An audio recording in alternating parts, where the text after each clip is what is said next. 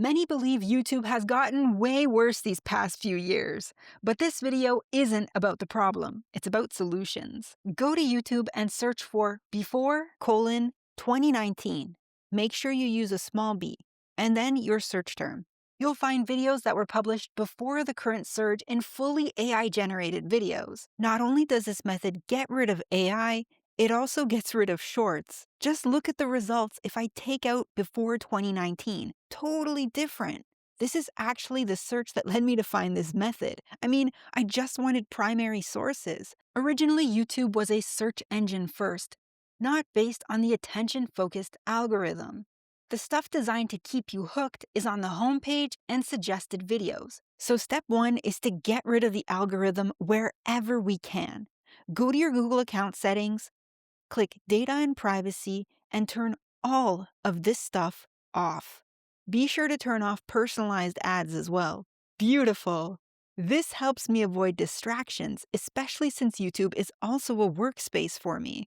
Next, we're going to disable suggested search, which tracks your searches and displays irrelevant topics to keep you clicking on random stuff.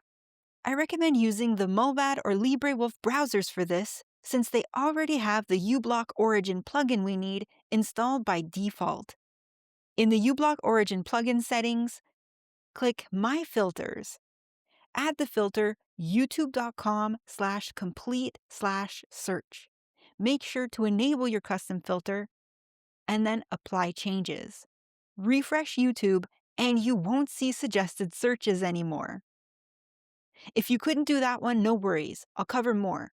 And I do want to mention this video where I explain how to block YouTube ads completely. I'll link to it at the end, so stay tuned.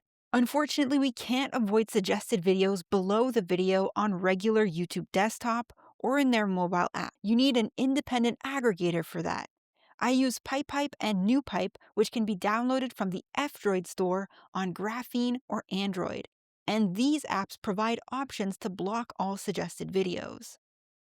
But one way you can do this on regular YouTube is by focusing on search and then using the subscription tab to curate your feed. Follow creators who are genuinely invested in sharing their personal knowledge, experiences, and creativity. On Android, you can click the What's New tab for this in the apps I mentioned earlier. These are just a few steps to enjoying the YouTube Matrix while not fully partaking in it. Now let's talk about the creators themselves. If you have any doubts about the content creator being AI, go to the channel's video tab and sort by oldest.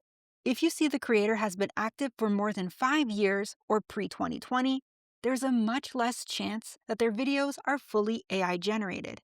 However, you also want to check to see what's happened in the meantime. Were they bought out by private equity, an influencer agency, or a marketing business?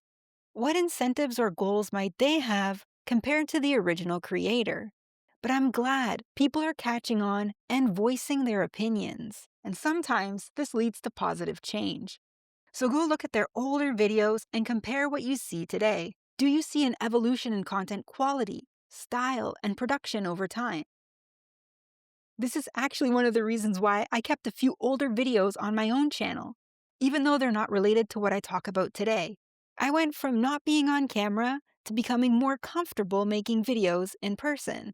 That's normal evolution, a learning curve, natural growth, and what most online educators and creators experience. Before I talk about doubtful content, personally, I think using AI to improve audio quality, for example, is totally fine. The problem for me is the deception and the broken fiat incentives.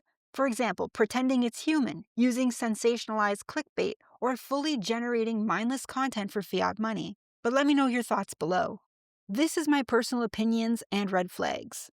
I am very skeptical of channels that come out of nowhere with high subscriber counts and low amounts of videos.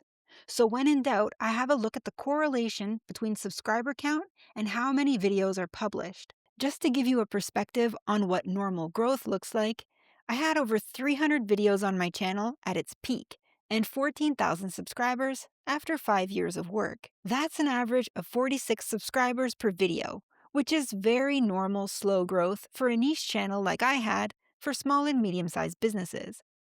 The median view per YouTube video across the platform is 35. Views per video, not subscribers. The way to get views is pleasing the algorithm because suggested videos represent 80% of all clicks. So you have to know that most YouTubers are just not successful because they are not promoted by the algorithm. Having experience with all of this, I'm just super skeptical of brand new channels that come out of nowhere.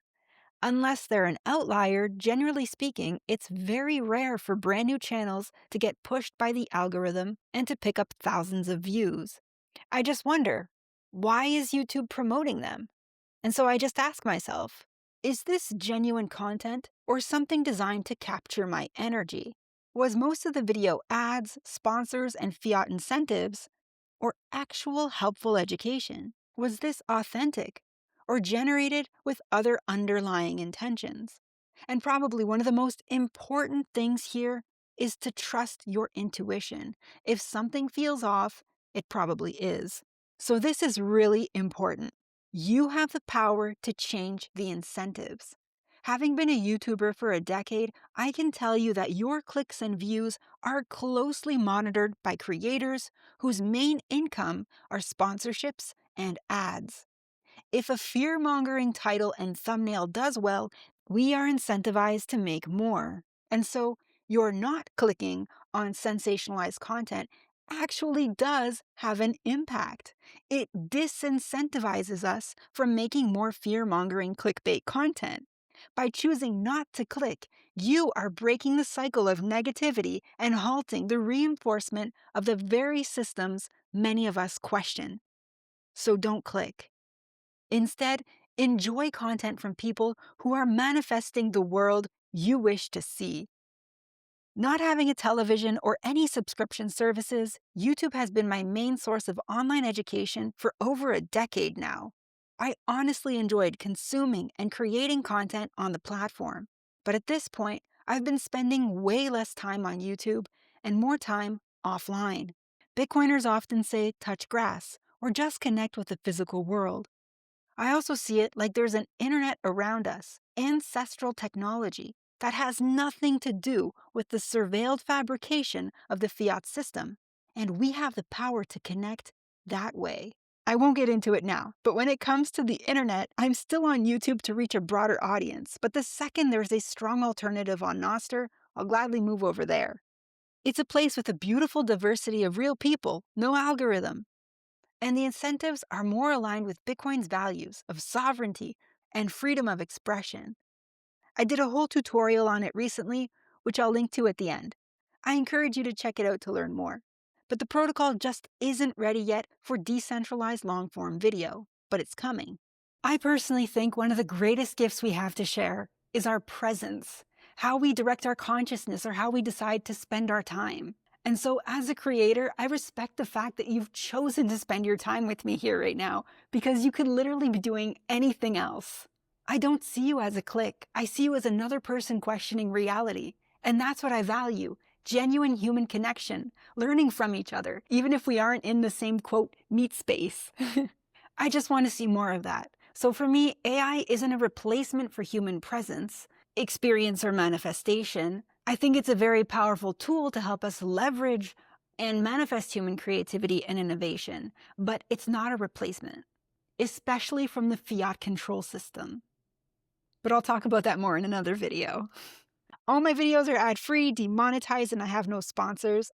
I talk about modern and ancestral technologies designed to empower you with privacy, sovereignty, and freedom. If you find this information helpful, I encourage you to explore my Value for Value book, Beyond Money, for a deeper dive into these topics. And please, share your own tips on how to avoid AI-generated videos in the comments below.